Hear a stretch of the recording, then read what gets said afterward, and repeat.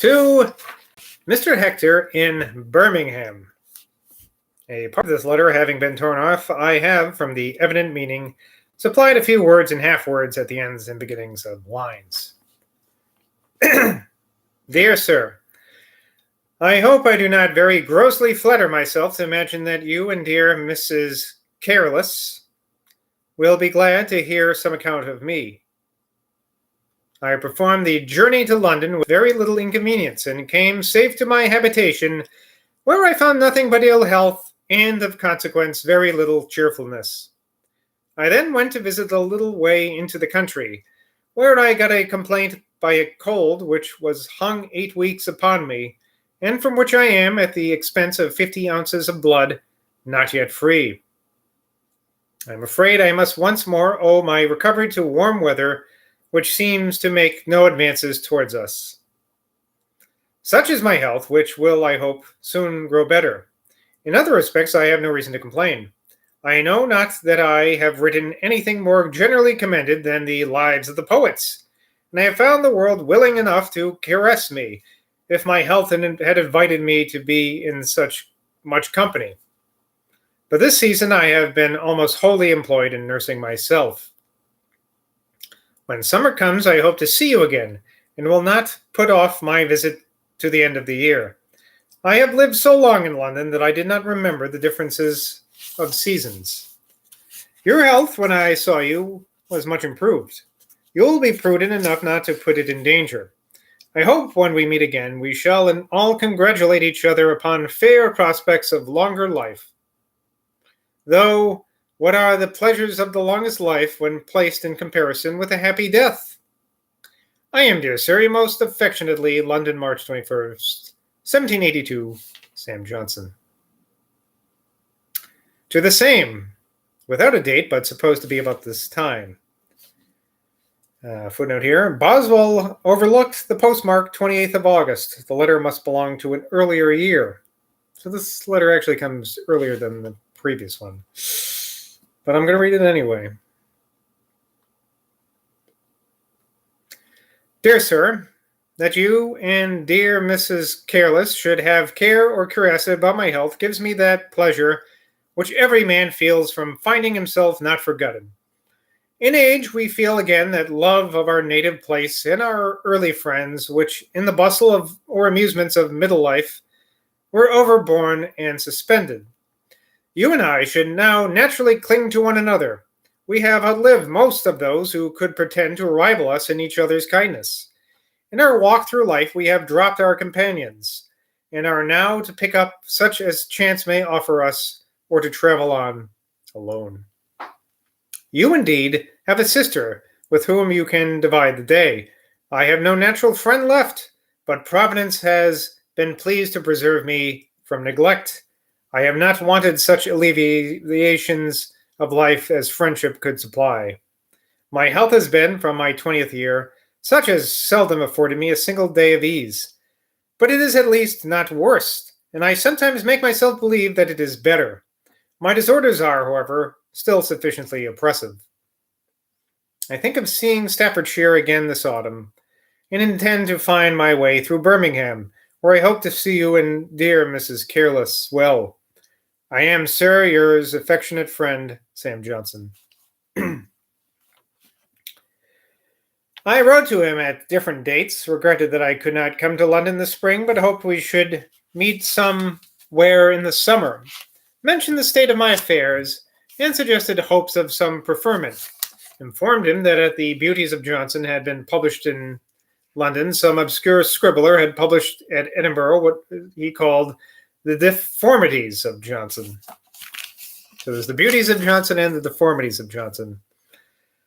A footnote about the scribbler, his name is J. Thompson Callender. And now a letter to Boswell from Johnson. To James Boswell, Esquire. Dear Sir, the pleasure which we used to receive from each other on Good Friday and Easter Day, we must be this year content to miss. Let us, however, pray for each other, and hope to see one another yet from time to time with mutual delight. My disorder has been a cold, which impeded the organs of respiration, and kept me many weeks in a state of great uneasiness. But my repeated phlebotomy,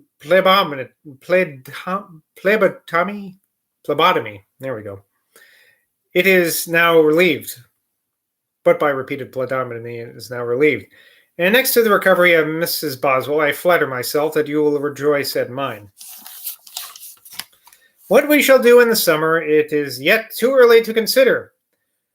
You want to know what you shall do now. I do not think this time of bustle and confusion likely to produce any advantage to you. Every man has those to reward and gratify who have contributed to his advancement. To come hither with such expectations at the expense of borrowed money, which I find you know not where to borrow, can hardly be considered as prudent.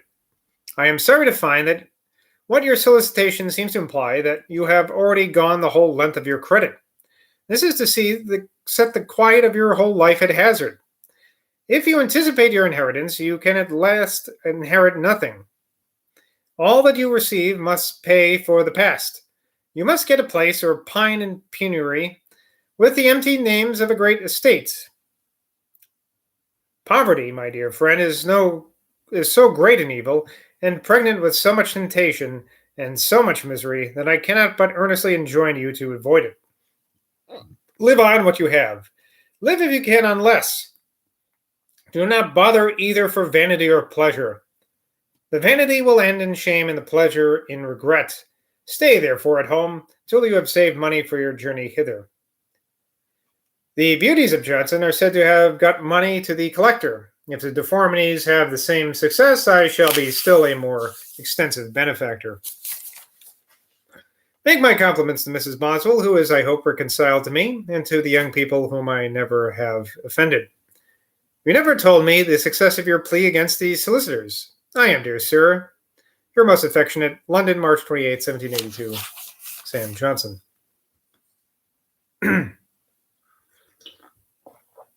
Notwithstanding his afflicted state of body and mind this year, the following correspondence affords a proof not only of his benevolence and conscientiousness, readiness to relieve a good man from error, but by his clothing one of the sentiments in his rambler in different language, not inferior to that of the original, shows his extraordinary command of clear and forcible expression.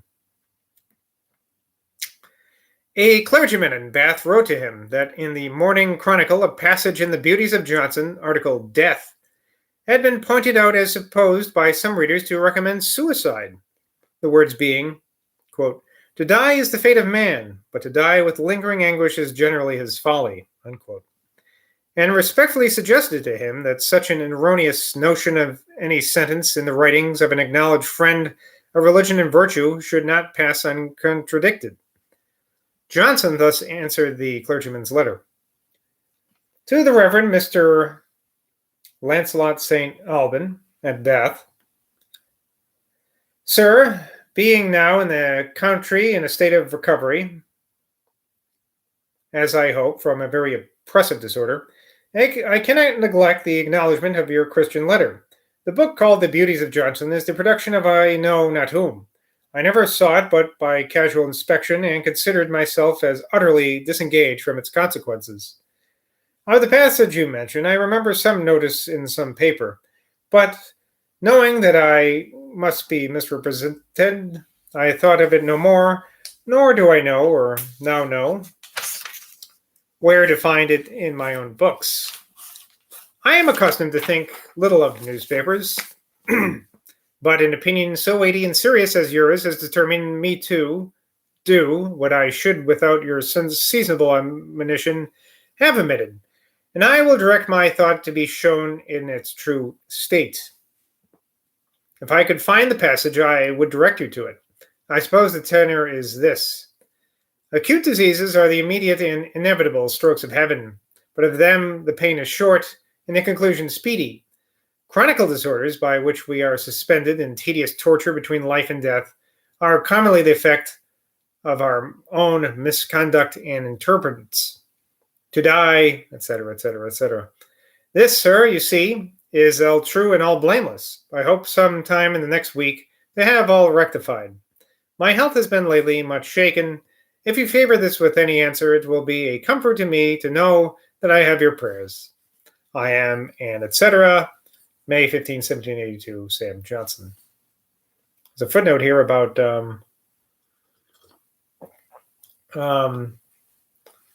I will direct my thought to be shown in its true state. So what follows appeared in the Morning Chronicle of May 29, 1782. A correspondent having mentioned in the Morning Chronicle of December 12th the last clause of the following paragraph as seeming to favor suicide, we are requested to print the whole passage, that his true meaning may appear, which is not to recommend suicide, but exercise.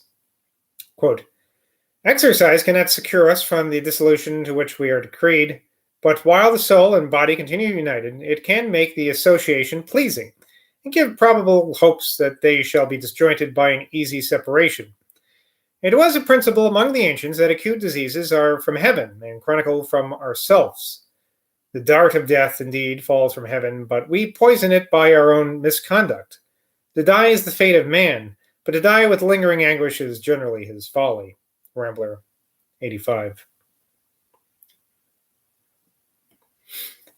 This letter, as might be expected, had its full effect, and the clergyman acknowledged it in grateful and pious terms. The correspondence may be seen at length in the Gentleman's Magazine, February 1786.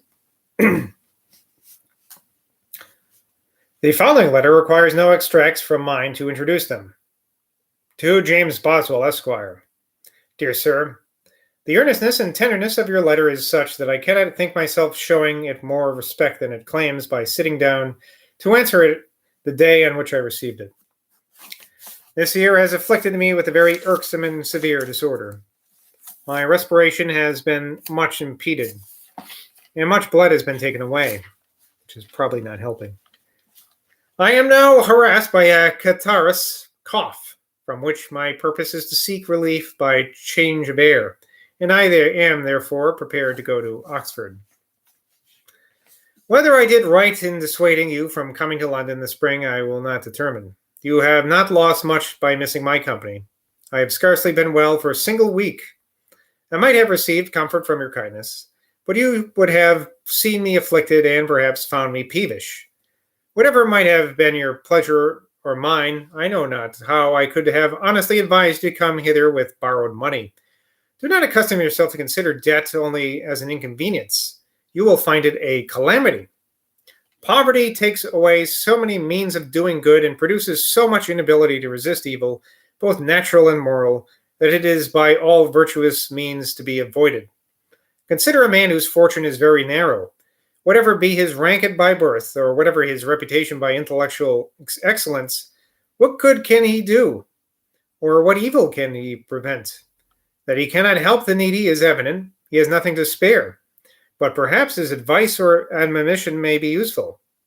His poverty will destroy his influence. Many more can find that he is poor than that he is wise, and fewer will reverence the understanding that it is of so little advantage to its owner. I say nothing of the personal wretchedness of a debtor, which, however, has passed into a proverb. Of riches it is not necessary to write the praise. Let it, however, be remembered that he who has money to spare has it always in his power to benefit others, and of such power a good man must always be desirous. I am pleased with your account of Easter. We shall meet, I hope, in autumn, both well and both cheerful, and part each the better for the other's company. Make my compliments to Mrs. Boswell and to the young charmers. I am, etc., London, June 3rd, 1782, Sam Johnson. Footnote about Easter, Mrs. Boswell speaking, which I celebrated in the Church of England chapel at Edinburgh, founded by Lord Chief Baron Smith, of respectable and pious memory.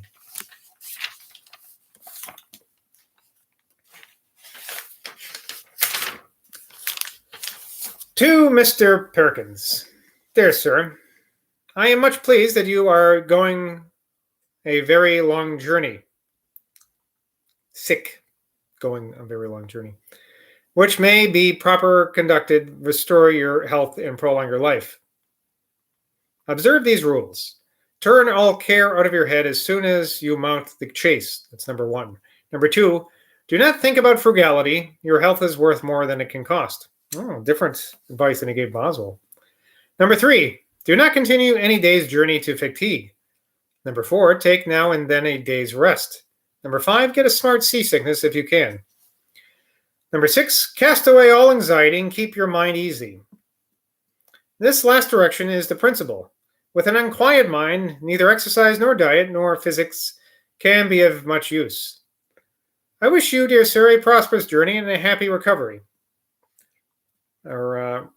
Recovery 4. I am, dear sir, your most affectionate and humble servant, July 28, 1782, Sam Johnson.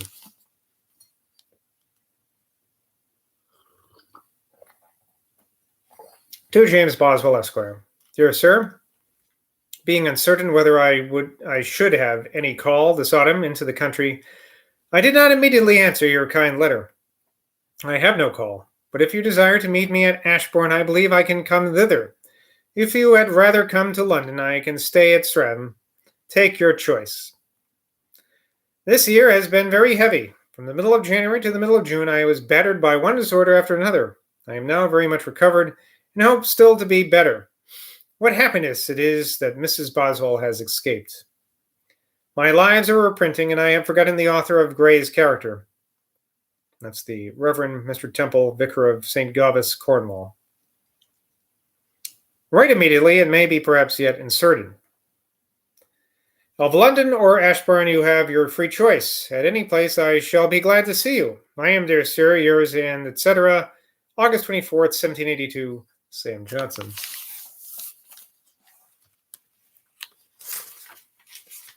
On the 30th of August, I informed him that my honored father had died that morning, a complaint under which he had long labored having suddenly come to a crisis, which I was upon a visit at the east of Sir Charles Preston, from whom, while I was upon a visit to the seat of Sir Charles Preston, from whence I had hastened the day before upon receiving a letter by express. So in other words, Boswell's away when his father died. Now a letter from Johnson, about that I'm guessing. To James Boswell, Esquire. Dear sir, I have struggled through this year with so much infirmity of body and such strong impressions of the fragility of life that death, whenever it appears, fills me with melancholy. And I cannot hear without emotion of the removal of anyone whom I have known into another state. Your father's death had every circumstance that could enable you to bear it. It was at a mature age, and it was expected. And as his general life has been pious, his thoughts had doubtless for many years been turned upon eternity. That you did not find him sensible must doubtless grieve you. His disposition towards you was undoubtedly that of a kind, though not of a fond father. Kindness, at least actual, is in our power, but fondness is not. And if by negligence or impudence you have extinguished his fondness, he could not at will rekindle it. Nothing that remained between you but mutual forgiveness of each other's faults and mutual desire of each other's happiness. Nothing then remained between you but mutual forgiveness of each other's faults and mutual desire of each other's happiness.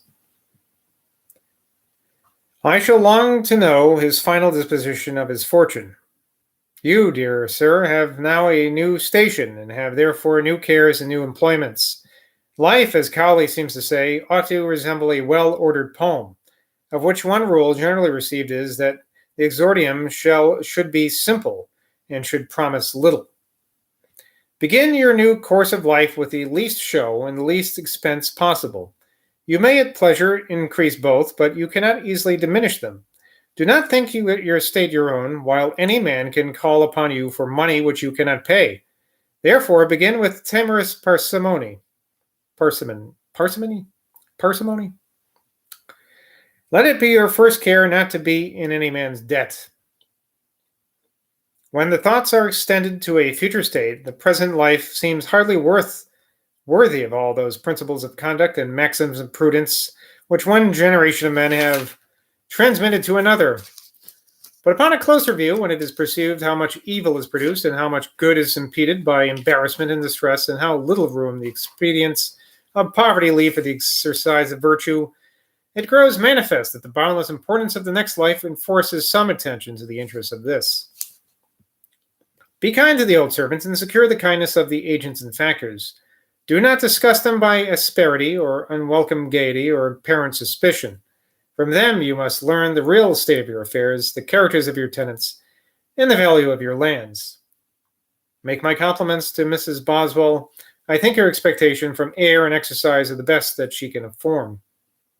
I hope she will live long and happily. I forget whether I told you that Rosset has been here. We dine cheerfully together. I entertained lately a young gentleman from Corrichatachin. I don't know where that is. Corrichatachin. I received your letters only this morning. I am, dear sir, yours and etc. London, September 7th, 1782. Sam Johnson. And that's it for today. Well, a lot of heavy stuff, man.